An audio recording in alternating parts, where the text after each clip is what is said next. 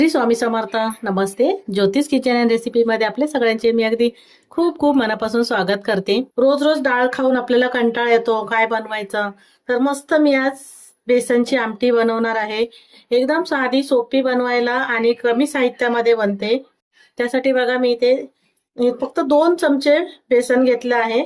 2 चमचे बेसन मध्ये 4 ते 5 माणसांसाठी आमटी भरपूर होते. चवीला तर एकदम मस्त वाटते. इथे बघा मी हे बेसन घेतलंय आणि ते खोबरं घेतलंय. हे बेसन मी थोडं बाजूला ठेवते. हे 2 चमच्याभर खोबरं आहे, ओलं खोबरं घेतलंय, किसून घेतलं आहे. ते मिक्सरला वाटून घ्यायचं, काही घालायचं नाहीये त्याच्यामध्ये.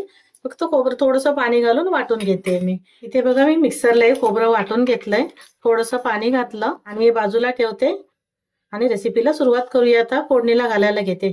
मी इथे आमटी फोडणीला घालायला घेते. गॅसवर कढई ठेवली आहे आणि 1 ते 2 चमच्याभर तेल घालून घ्यायचंय. इथे 2 चमचे तेल घालून घेतलंय. इथे तेल आता चांगलं गरम झालंय. त्यामध्ये अर्धा चमचा मोहरी घालून घेतली, थोडंसं जिरं घातलंय, हिंग घालून घेते, कडीलिंबाची पाने घालून घेतली आणि इथे कांदा चिरून घेतलाय बारीक, तोही घालून घेते. कांदा हलकासा लाल करून घ्यायचा. इथे कांदा बघा थोडासा हलका लाल झालाय. याच्यामध्ये मी आता हे अर्धा चमचा आलं लसूण पेस्ट घालून घेतली, ती पण कांद्यासोबत परतून घेते. इथे आलं लसूण पेस्ट घालून 1 मिनिट परतून घेतलं. 1 ते 2 मिनिटं आल्याचा कच्चेपणा, आलं लसूणचा वास जाईपर्यंत.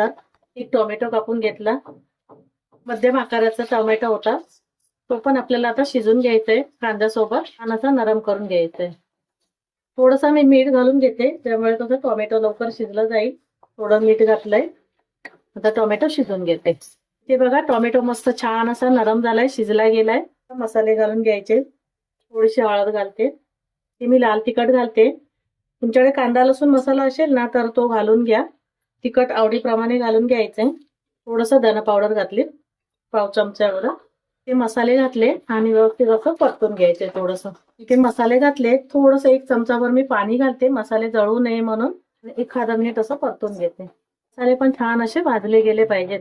इथे मसाले घातले आणि छान असे तेलावर परतून घेतले. मस्त तेल सुटलंय बघा बाजूने. थोडंसं पाणी घालायचं, त्याने तरी पण छान येते अशी. इथे वाटून घेतलेलं खोबरं होतं, ते घालून घेते.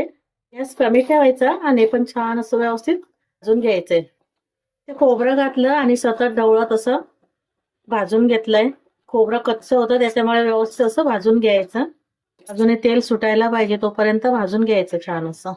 ते आता खोबरं भाजलं गेलंय. बेसन घेतलेलं, ते बेसन घालून घेते. एकदम कमीच ठेवायचंय आणि बेसन मस्त छान असं व्यवस्थित खमंग भाजून घ्यायचंय. बेसन कच्चं नाही राहिलं गेलं पाहिजे. सतत ढवळत ते भाजून घ्यायचंय. भाजलेला एक सुगंध येईल ना तोपर्यंत मी आता हे बेसन भाजून घेते. इथे बघा सतत ढवळत मी कमी गॅसवर बेसन भाजून घेतलंय.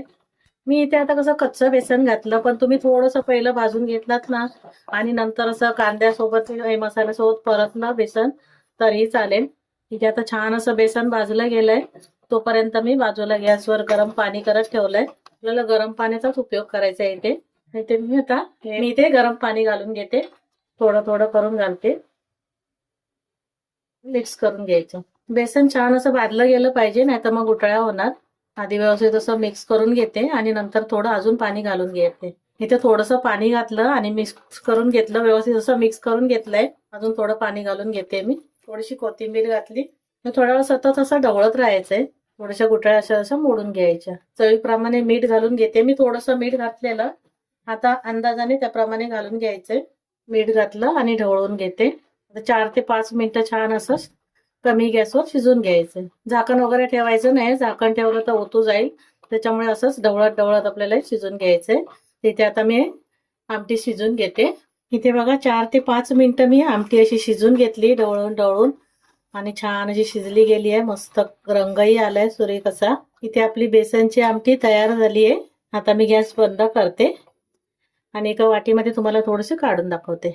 इथे बघा मस्त एकदम झणझणीत आणि कमी साहित्यामध्ये आपली बेसनची आमटी तयार झाली आहे.